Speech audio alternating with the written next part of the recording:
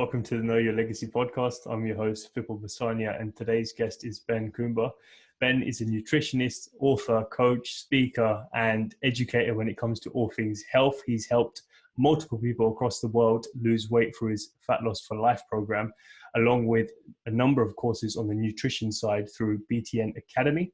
He's traveled the world helping people understand nutrition from a new perspective and is the host of his own podcast, Ben Coomber Radio. On top of all that, he's worked with some of the biggest companies in the UK, SkyTV, O2, Men's Health, and the list just goes on. So Ben, thank you so much for being here today, man.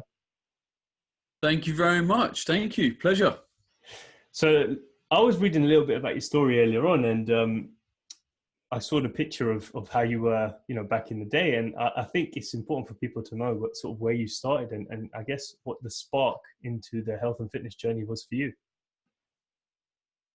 Yeah, body and mind transformation. Obviously, it started with the body. I was obese when I was at school, suffered with ADHD, eczema, asthma, IBS as well. And it was kind of that pursuit of trying to want to better myself, to look better physically, because back in the day, I was going to be an actor. So, there's obviously a physical component of that. You got to look, in my eyes, you had to look a certain way. So kind of went on this journey and it was just life transformative. And that led on to wanting to develop myself like on many other levels. And I think deep inside, I always had the buzz to kind of be self-employed, kind of just dictate my own times, my own terms. And that obviously led into being a business owner. So the process of studying fitness and nutrition kind of made me want to go into it. So I started as a personal trainer, then went away to university, worked in pro sport, worked coaching kids, then started my first online business, then started a second one after the failure of that first one. And then it just kind of grew. We grew into education as a result of coaching. We mastered our coaching. We then moved into supplements a year and a half, 2.5 years ago. And throughout that kind of all the things that comes along with putting yourself out there, the writing, the speaking, all that kind of stuff, just came as a byproduct of me being passionate about what I do. So what was the definition of health like in your household growing up? Because obviously that must have shaped the way that you went about it at the time. Do you know what? I don't know. My memory of growing up is I had a split family. So my dad left quite a young age, about the age of 11 or 12. And at the time, mum was a vegetarian. So we got a huge amount of vegetarian food as a kid, corn, tofu, and just, sort of plant-based foods. And don't get me wrong, we still ate meat and stuff, but it was just a bit rarer because of mum's decisions. I think the thing that set me up well as a kid is mum always involved us in food. And I think that is missing a big chunk from today's society. Is like when I was younger and mum was making something, I'd be on the side and I'd be sitting there and I'd be asking questions and she'd be saying, try this and we're adding this to this because of this. And, try this as a bitter flavor. You don't want to add it with this. And, right from an early age, I was involved with food. It wasn't just something that ended up on the table and I got told to eat it. And, the reality is we have, I'd say quite a knowledge disconnection with our food and where it comes from and what it actually means, what it provides to us. And I think that's a little bit sad that not enough sort of families have really engaged in that process and made it a staple. And hopefully it's something that my work can facilitate engaging more families in the future. Yeah, most definitely. Why do you think that is, that we've become so disconnected from our food? Probably technology, if I'm honest. It seems to be the downfall of a huge amount of stuff, if I'm honest. Like technology has been incredible for some stuff, but I think it's almost made us lose the connection with, deep and meaningful relationships, engagement, living in the moment, all this kind of stuff. So, TVs came about. So instead of having time to actually engage in food, it was just like, I'll watch TV and I'll put something in the oven because TV in reality is probably more interesting than cooking, because cooking is something you have to do like every night, and it can get a bit boring if you don't keep it interesting. So I think that, technology has been a demise of a lot of this stuff, if I'm honest. Yeah, most definitely. I think there's a lot of distractions as well, which take away our time, and then we don't take out purposely the time to sit and reflect on some of this stuff, because most people are living such fast and active lives, especially in London, and some of the busiest cities in like the US and other places around the world. Like, everyone's just on the go, and so whenever something's thrown at them through media or friends or family, it's just easy for us to just take the easy option. And so I guess that's why like there's a rise in like fast food and things of that nature. But what do you think from all your knowledge and experience so far? What's some of the things that you feel like, in terms of wisdom and knowledge, that you wish people knew when it comes to nutrition or health or food, that you found and you just thought, wow, like, why don't more people know about this? Because this is so important.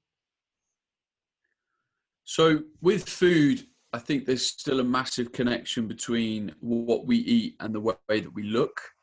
And that's great. Like, we all should be ideally a healthy weight. We should have good quality skin, hair, nails, all that kind of stuff. But the reality is, food is there to fuel like the energy of everyday life, like vitality.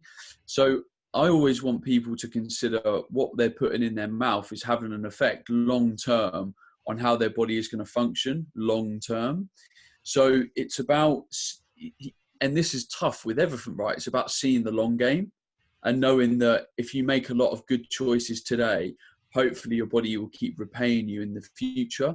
And don't get me wrong, it's a big unknown. It's like, how long will we live for? What quality of life will we have? Well, that is all on the unknown. But the reality is, why wouldn't you try and do the best that you can and have a really good stab at it? Like, I'll be honest, straight up, if I can live to 120, I'm going to try and live till I'm 120 with good quality of life. That doesn't mean like in a home, like having to eat for a straw. I'm like, I want to still be, being able to go for a run at the age of 90. And I think people just have to see beyond the now. And you are right. There's a lot of information. There's a lot of distraction. There's a lot of living in the fast lane, and that will only last so long. And I think the easiest way to sort of get advice from our elders is ask someone that is 60, 70, 80 years old and say, what regrets do you have? And most people that are really old say stuff like, not traveling the world enough, not spending enough time with my family. Like, it's not like, oh, I wish I fucking worked more. Oh, I wish I watched another, Netflix, box set. I'm not devaluing this, because they all add to our lives. And don't get me wrong, I love a good Netflix box set, but it's just a shift of balance I think people are missing. Yeah, 100%. You're right. And I've recently come across a lot of knowledge in my own sort of fascination of health and fitness and what it actually means to be healthy. Because you touched on the fact that you would love to live to 120. Up until probably this year, I didn't even know that was possible. It wasn't a reality in my head. I was just like, oh, you die of old age at 70, 80, that's fine. But that's just what's socially accepted. Like, if you look at the research and read some of the stories, there's people in different countries that are living like 110, 120. And the only reason they're dead is because there's a deficiency in sort of vitamins or minerals in some shape or form, which we're not really told about when we go to the doctors. So I wanted to then ask you, like, if you're feeling unwell or there's, your body's just run down slightly, what's the first thing that goes through your head? Like, is it, well, it probably isn't, but is it going to the doctors, or is it like, I need to look at what I'm eating, or, because most people would just think, let me just take some paracetamol, aspirin, or go to the doctors. So through experience now, my first port of call for me is that I'm overdoing it. And quite often when we're not sleeping well enough, we're working too much, it has a knock-on effect where we end up not sleeping as well, which then has a even more compounding effect. And then that reduces our immune system's ability to look after ourselves. So quite often when I'm feeling a bit crud, it's like, do you know what, I'm doing too much. It's rarely the short term if I'm eating poorly, it's having a profound effect on my health. That's usually quite a long-term thing. If you eat badly, you won't be as healthy long term. It's not usually short term. So it's a rest thing, 100% with me. And I genuinely believe in my coaching experience is the same for a lot of other people. Yeah. So, I mean, how important is sleep when it comes to all of that? Because so many people talk about like hustle and grind and like not really sleeping. So I just wanted to get your take on like how important sleep's been for you, and what happens if there's a lack of sleep, like physically in the body. Honestly, I think it's the number one thing. So last night I had a bad night's sleep for a personal reason. And today, I've not been my best. I've worked a lot slower. My decision making has been slower. The thought of doing physical exercise today literally turns my stomach. I have not wanted to eat as good a food today because I've wanted things that have been almost a quick pick me up. I've wanted more caffeine. I've craved sugar.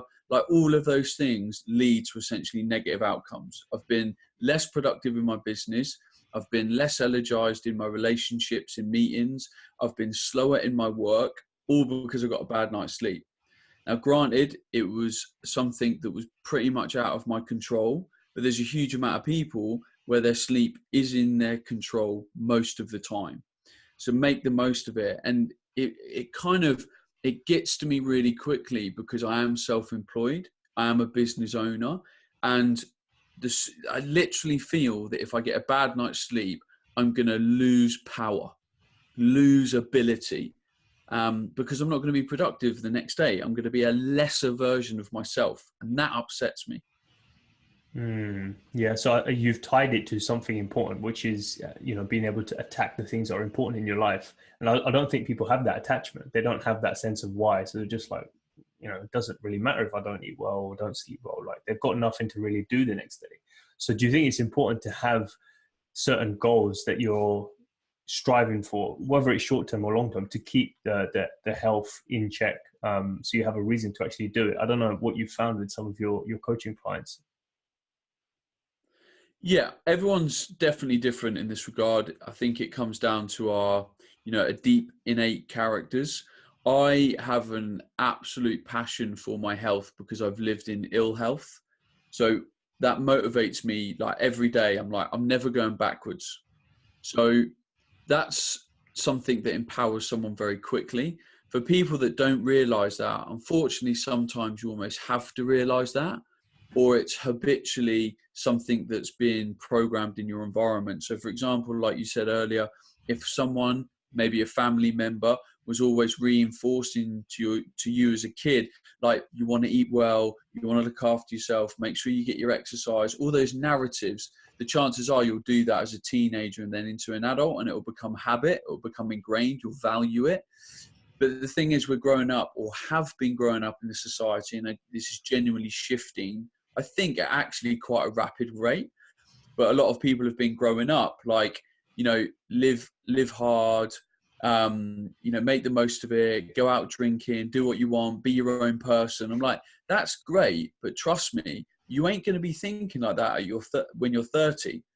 When you're tired all the time, you've got to pay for a mortgage, you're tired when you go to work, you're so unproductive at work that you can't even push for a promotion. Now you've got kids, now your kids are screaming in your ear, and you've got the mental capacity, of 10% version of yourself. And, all of this stuff just spirals into one.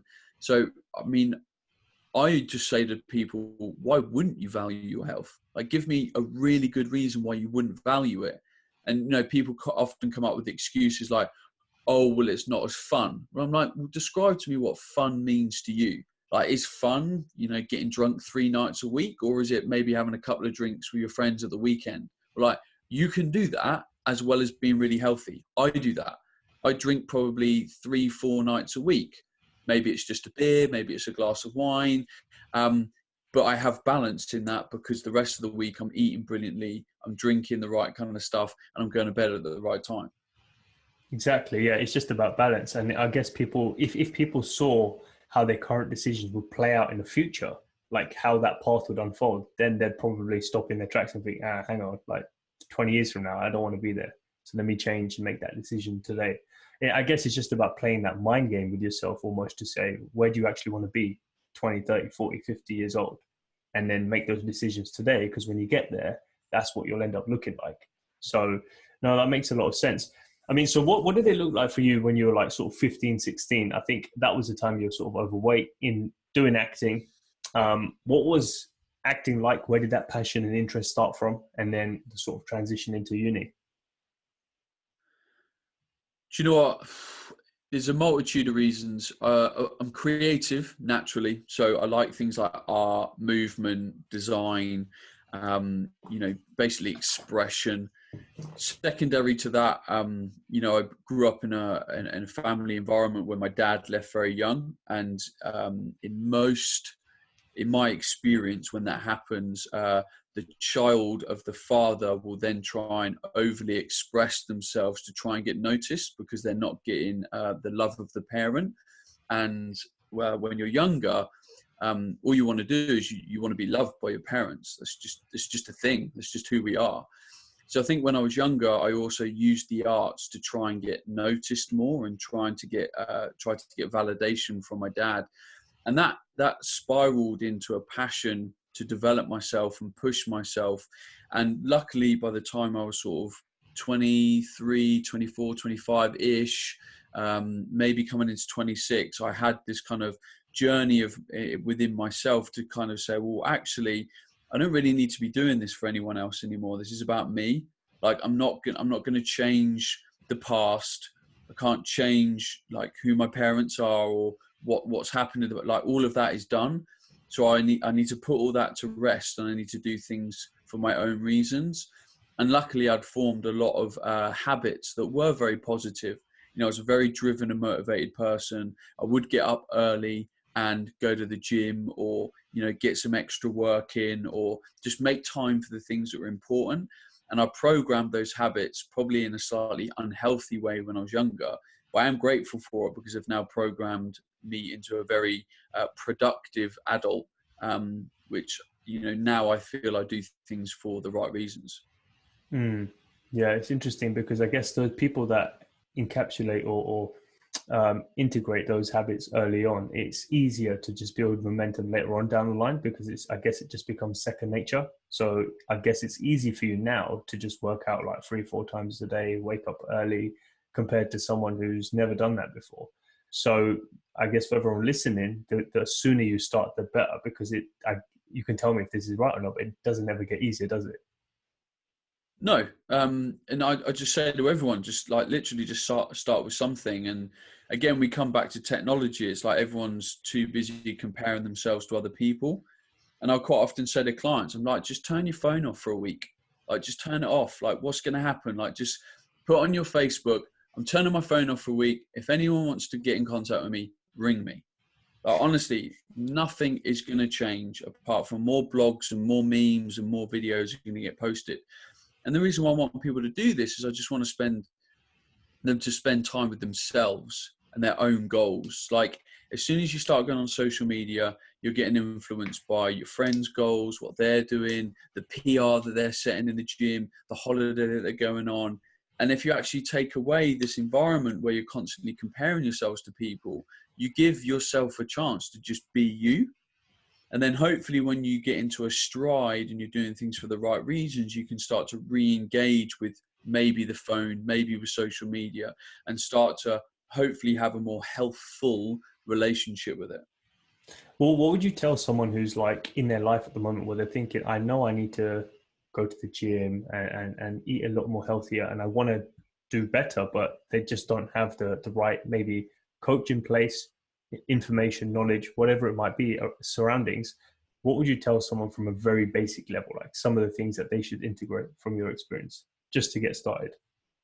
Sure. So firstly, we've got to find a reason why, which is important. A lot of people go, I need to go to the gym. Well, you'll never go to the gym if you need to do it. You need to find a reason to want to do it.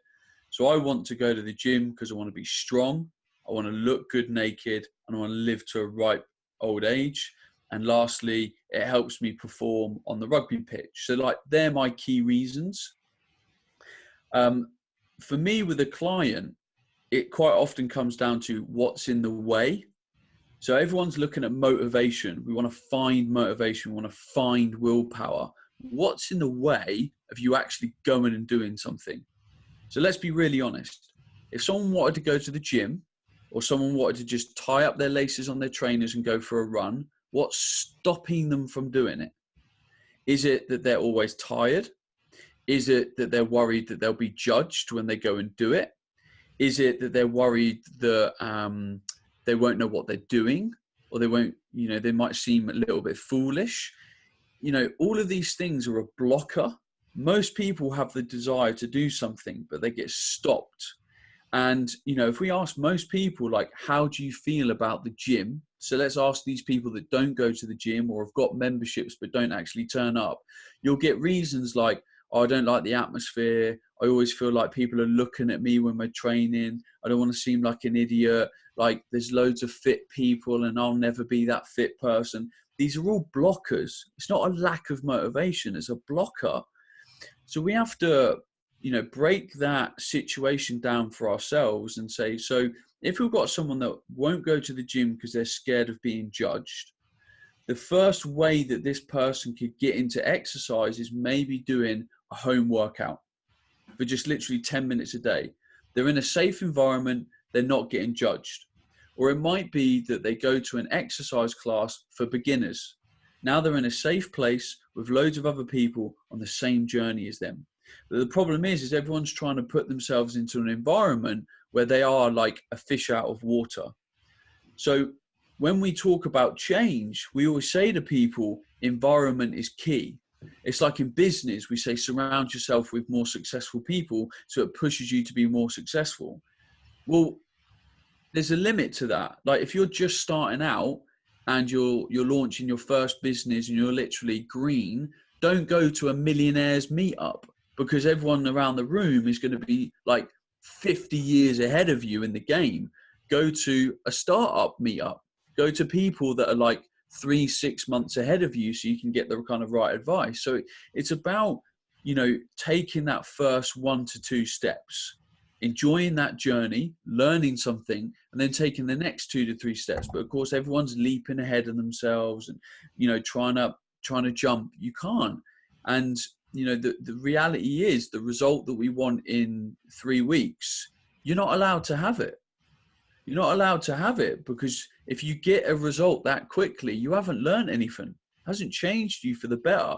And there's a high chance you'll go backwards. We see this all the time. People go on a diet, an aggressive one. They lose weight really quickly and the weight comes back on again because they haven't learned anything. They haven't stimulated life skills. They haven't changed. They haven't reprogrammed habits. But if you go a lot slower, the chances are you'll make those habits stick.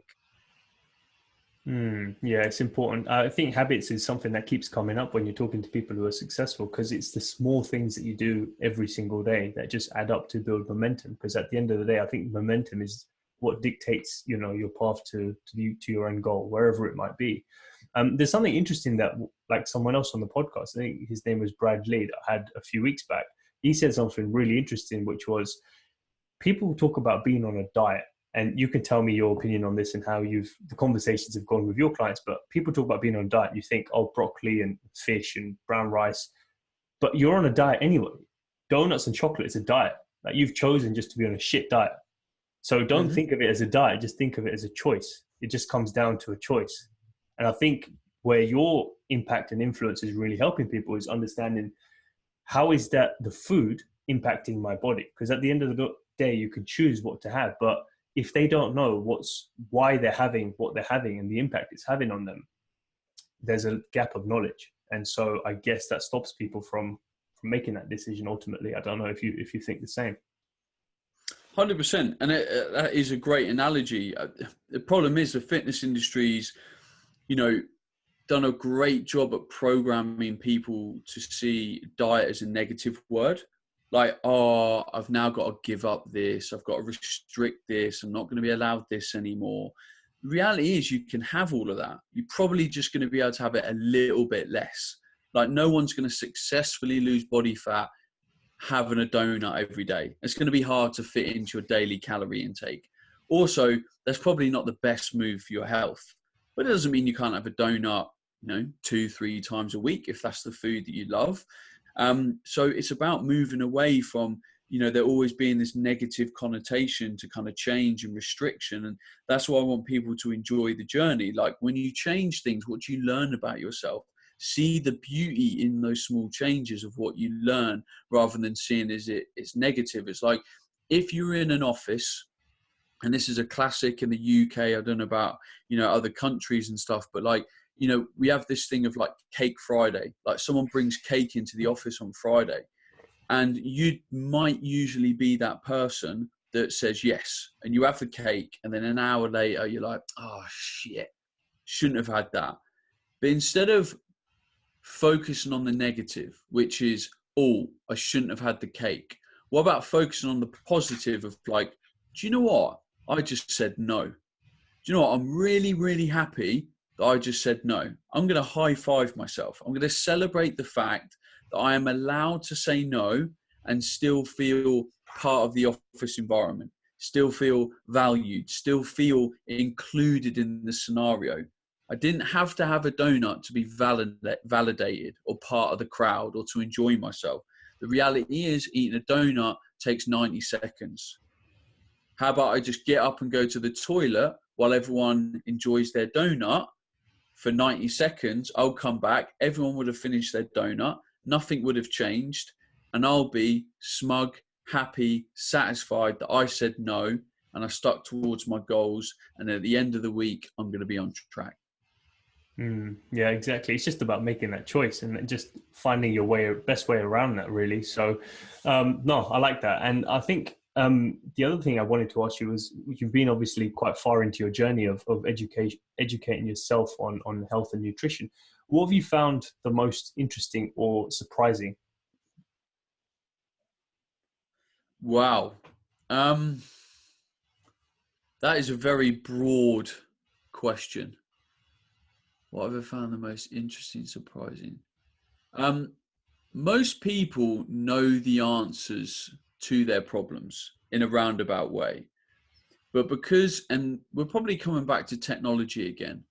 You know, we're spending so much time doing random, meaningless stuff that what if we just dedicated an evening on a week to the problem that we've got? So let's say you can't get consistent with your nutrition. You're sitting there going, oh, I wish I could be more consistent. And if I sat down with most people and said, how much time have you spent trying to solve your problem with being consistent with your nutrition?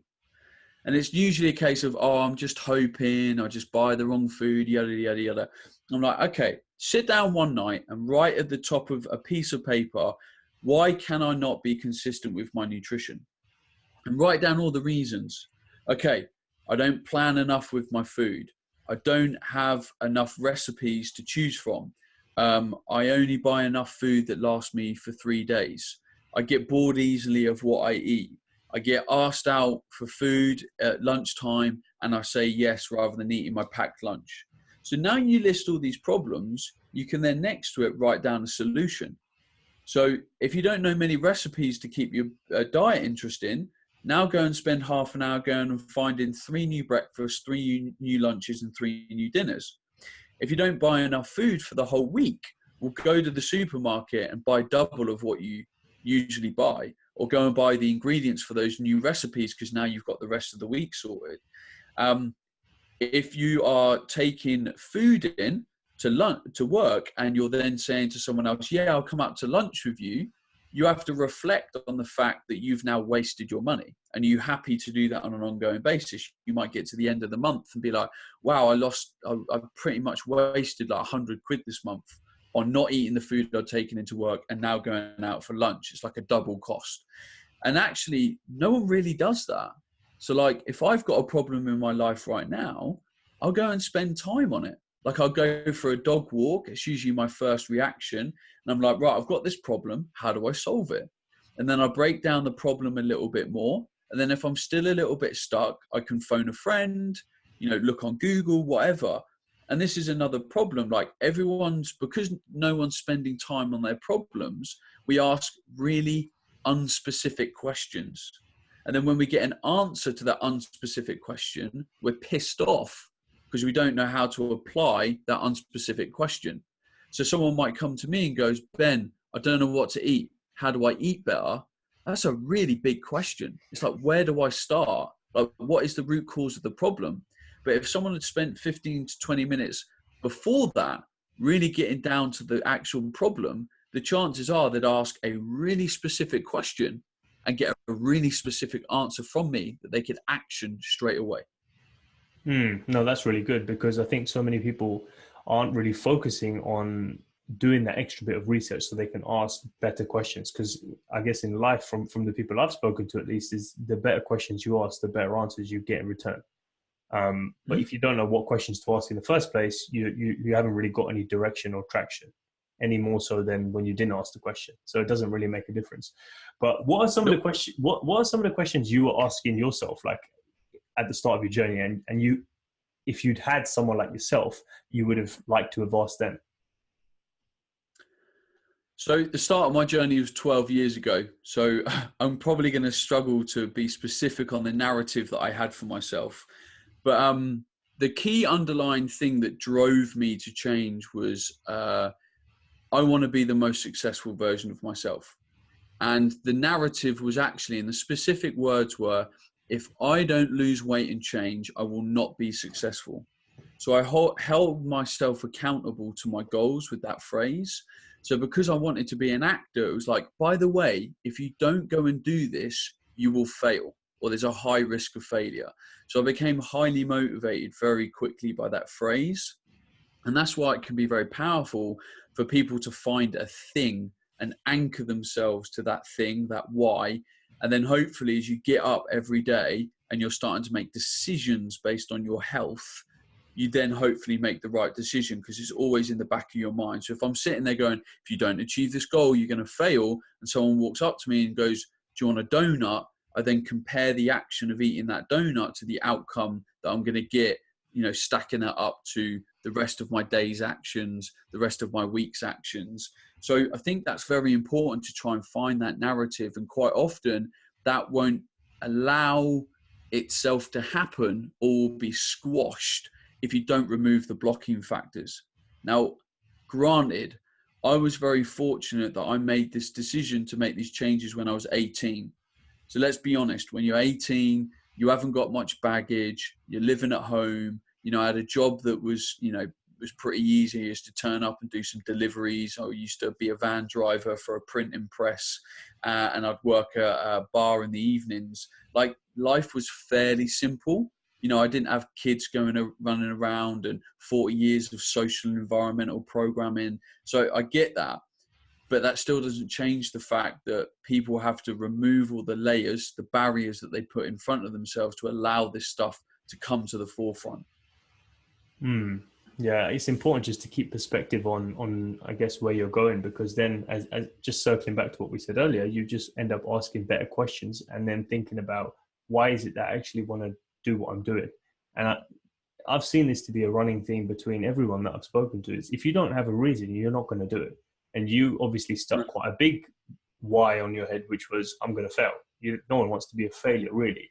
And so I guess that's the ultimate driving factor of to make my life what it needs to be, I have to get into shape. And that can be with anything. I guess you could tell people to just attach eating better or working harder in their job or the relationship side of things, whatever it might be, just attach it to, I'm going to be a failure if I don't put this effort in.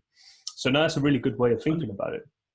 100%. And again, people might listen to my narrative right there. And, I lost a huge amount of weight in a short period of time, and people might compare themselves to me, but I'm like, hang on, look at my situation. I was young, I was motivated, I could, literally do whatever I want with my time. That means I could have gone quickly. I had a very rapid life transformation. If you've got a really busy job, a lot of stress on your plate, 3 kids, you haven't got a lot of time, it doesn't mean what you want to happen can't happen. It might just happen at like 50% of the rate that I did it. Like, you just got to go a bit slower. So you just got to cut yourself some slack. That doesn't mean we need to get disheartened and not try. It's just the reality. That's it. Yeah, that is the most important time to celebrate the small wins, though, because then it stops you from quitting. Because I know I've definitely had that, and I've slacked in health at some times in my life when I shouldn't have been, or when I wish I didn't. And once you lose it, it tumbles down really, really quickly, and you can end up in a downward spiral quickly. But the small wins when you're busy is what makes you happier. And that's what loads of other successful people have said as well. Something as small as, oh, tomorrow I'm going to wake up 10 minutes earlier. And you do that. And then you celebrate that. And then you maybe let me do 10 push-ups. You do that. And then you're just setting yourself up to just think of yourself in a winning mindset. And then I guess it just builds day on day, doesn't it? Yeah. So, like today, I told you I felt quite tired today. It's been unproductive on many levels. I'm not going to anchor my energy to all of that stuff. I'm going to anchor my energy to a meeting I had at lunchtime, which could literally just be incredible for the future. Like, it was such a good meeting, and it was so positive, and it was only an hour of my day, but I'm going to anchor the way that I feel about, because I want that feeling to be within me when I go to bed tonight. Because a lot of people don't sleep very well because they have a negative thought loop. They're always focusing on the shit stuff that happened that day.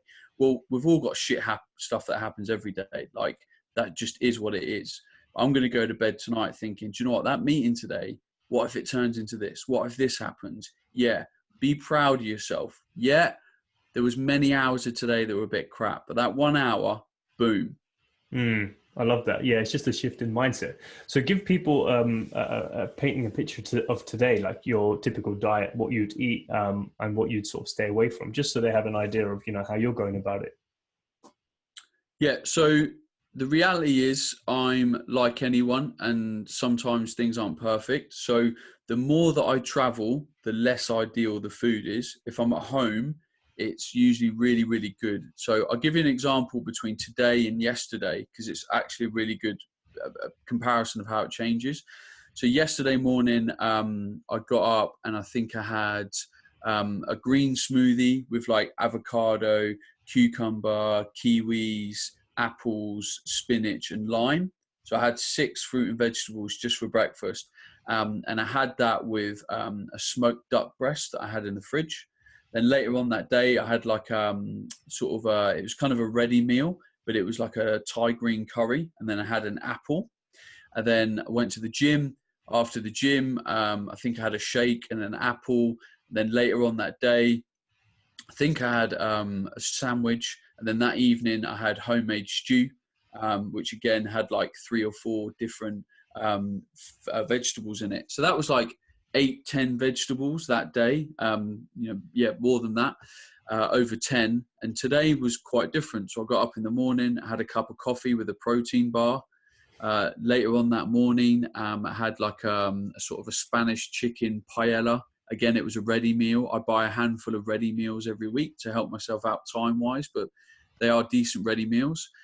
Then later on that day, I had a sandwich and a packet of crisps. Because again, I was out on the road, didn't prepare anything. That's just poor planning, but I'm cool with that. And then this evening I had a cheese omelette with like a big salad, corn on the cob, and a very small glass of wine. Yeah, so it just goes to show you don't have to be a robot. Like, it's just balance, isn't it? That's what everything comes down to. From all the discussions I've had with people on the podcast, it's like, whether it's your work, money, finance, relationships, health, fitness, whatever, it's just balance. Anything in the extreme would just go the wrong way. Like, if you just had avocados all day, you're going to be deficient in a lot of stuff. Like, that's not the answer. Or if you just had chicken breasts all day, like, I don't know what your take is on that, and what you've told clients if they've come to you with those sort of concerns. Yeah, of course. I mean, obviously balance is relative to everyone. So it depends what the goal is. There's been periods in my life where the balance or the focus has been on a very important goal.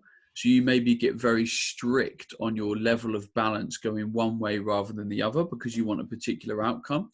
So, we've sort of loosely talked about kind of time and the fact that I'm self-employed and stuff.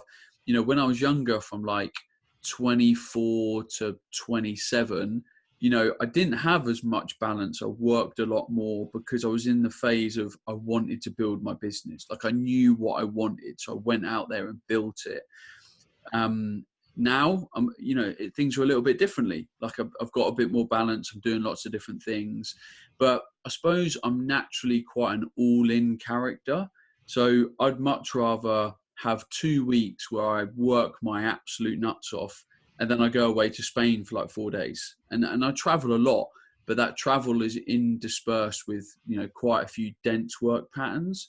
But for me, that's balance. I enjoy that. I just like going into these kind of sort of slightly extreme periods because I get fully involved in it. I find I've got a really intense energy about it.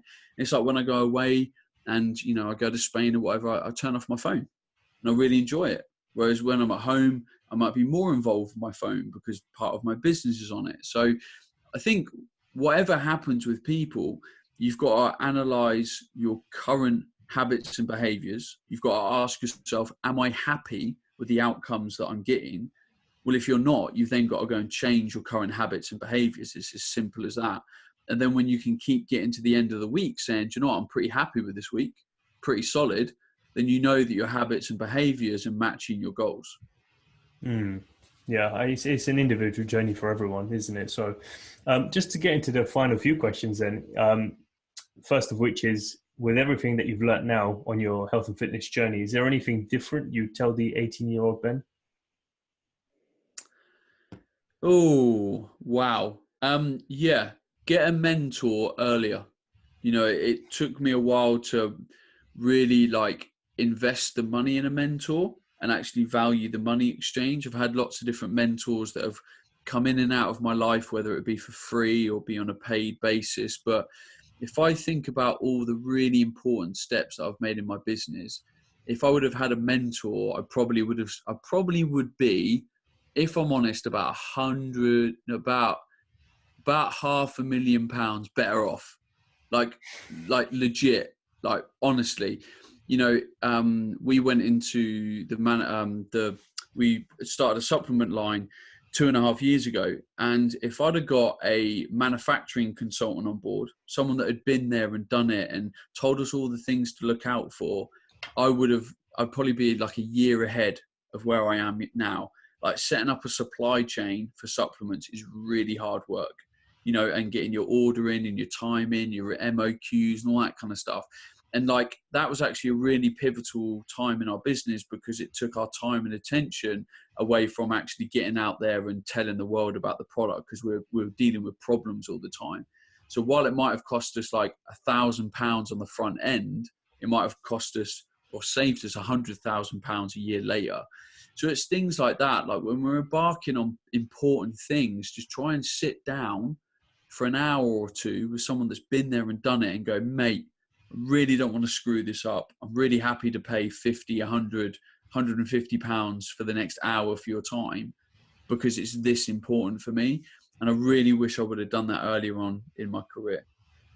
Yeah, I think it's so important to do that just because it saves you time. Like that's the number one thing you're never going to get back, because I'm sure you're going to make that money sooner or later, or if not later, then you've made it already now. But then, as you said, you could have made it sooner. And that's the thing that most people don't realize. So yeah, what just on that point, before we get into the second question, actually, like what would you say is the best way to get a mentor as well for those who maybe know they need to get one, but maybe are struggling? Yeah, so there's obviously a formal route to getting mentorship. I'm a big fan of using your current or extended network. So if I want something, I will usually ask my social media following. So I would just post something on Facebook or Instagram stories and say, I'm looking for this person. Does anyone know?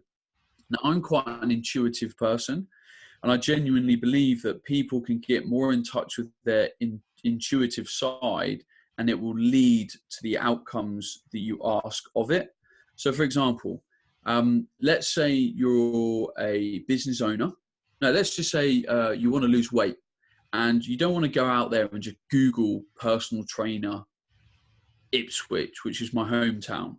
You want to try and find a good personal trainer organically. So what if you spent a little bit of time, maybe when you wake up in the morning and when you go to bed quietly, just thinking, do you know what? I really want to find a really good personal trainer locally to me. I want this personal trainer to be quite strong and athletic, because I find that quite inspiring. And actually, that's kind of where I want to get to myself. I want to be quite strong and athletic. And, you know, because I play sport, I want it to contribute to it. And the chances are, if this person looks like that, then they know a good amount about being strong and athletic. I also want them to be compassionate and flexible, yada, yada, yada. And what you're basically doing, in my opinion, is you're programming your subconscious to be aware of that in your surroundings. So when you start to go out in and around your town, or socialize with friends, or communicate on social media, you're starting to pick up on who this person might be.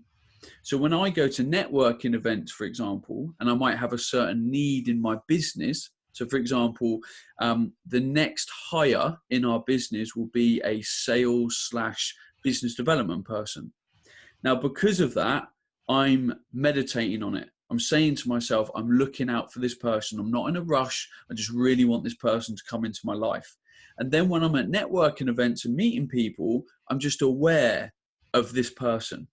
And it might not be like CV knowledge. I'm picking up on the assets and the behaviors that this person might have. So they might be quite outgoing, a good communicator, maybe got a good contact book, yada, yada, yada. And when I do this, usually I start to find someone within a week, 2 weeks, like really quickly, because it's that old thing of like, you know, you go and buy a new car. And for example, about 6 months ago, I've got a new car, and now I notice them all over the roads. I'm like, oh, he's got one as well. Oh, he's got one. Like, I thought I was a snowflake having this car. And it's the same thing. It's about programming your brain for what you want it to see. And I love that. And I think you're much more likely to find the person that's right for you and your needs by doing that, rather than just like Googling to find the person. Yeah, well, that's a big proponent of that as well. And it's something that just changes the way that you think about life, because then every area of your life can be attacked in that way. You just think about what it is you want, and then allow your mind to sort of guide you there, or at least be more aware of it. And so in all of the noise that's going on and the distractions you've got, you'll focus on those things that you've asked yourself to focus on. It's really weird how it works as well, because the car thing is definitely true, 100%. So have you read a book called The Subconscious Mind by Joseph Murphy, I think his name is? I don't know if you've come across that one before. I haven't. No, I haven't. Okay, no, definitely read that. So, and to those who are listening, I'll put a link to it in the description. But the second question is, if there is anything that you could write, just a statement that goes into a time capsule for generations from now to read, what would that one statement be from Ben? Probably, live an awesome life. Life is shorter than you think. I know you love that word, awesome. So that's everyone's definition of whatever it is to them. Just live an adventurous life. That's how I like to think about it as well. Because you never know when you're going to go, and best time to chase what you want is today. You know, start making the plans for it now. 100%. Final question, big one. So whatever age you might be when you come to the end, 120, 30, 40, 50, what's the legacy you want to leave behind by that point? It's to inspire other people to live an awesome life. Like everything that I do, whether it's, you know, us setting up a program or me writing a book, it's trying to empower people with their journey. Everything that I've ever done in the fitness industry is about showing people the potential within themselves. And if I can keep doing that through my work, I feel that I will have a job of meaning, and I would have left a legacy. And then hopefully the day that I do pop my clogs, you know, a couple of people that will turn up to my funeral and say, do you know what? I'm grateful for your work. Thank you very much. I love that, man. And you're on your way to doing that with all the knowledge, wisdom, and education that you're sharing with people. So thank you so much for taking the time to do this, man. Mate, you're welcome. You're welcome. Thank you very much. Yeah, if people want to find me, the best way, I'm assuming people like listening to podcasts, seeing as they're listening to a podcast right now. Hop on over to Ben Coomber Radio, which is where most people get involved. Otherwise, I'm Ben Coomber all over the internet. Awesome. Yeah, I'll put all the links to your websites and your content in the description as well.